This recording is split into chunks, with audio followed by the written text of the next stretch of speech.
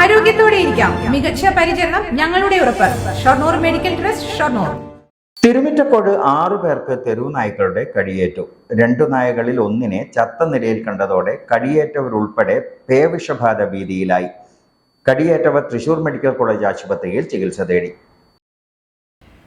തുപ്പുള്ളിയിൽ വീടിനു മുമ്പിൽ നിന്നിരുന്ന മലേപ്പാറ മുഹമ്മദ്, മതുപ്പുള്ളി ജുമാ മസ്ജിദിനു സമീപം കട നടത്തുന്ന BP ഇബ്രാഹിം, മതുപ്പുള്ളി കല്ലുപാടം വടക്കൂട്ട് വളപ്പിൽ ഉദയൻ, കറുകപ്പുത്തൂരിൽ ചുമട്ടുതൊഴിലാളി സുധീഷ്, കിഴക്കേ ചാത്തന്നൂർ ഒഴുവത്ര അടിയത്ത് ശ്രീധരൻ നായർ, തെങ്ങുകയറ്റ തൊഴിലാളി വേലായുധൻ എന്നിവർക്കാണ് കടിയേറ്റത്.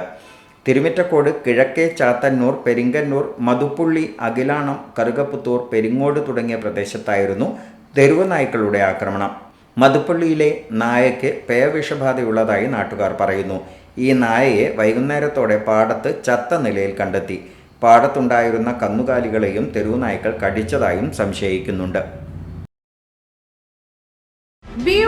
Luxurious makeover studio, bus stand building, Kulappully.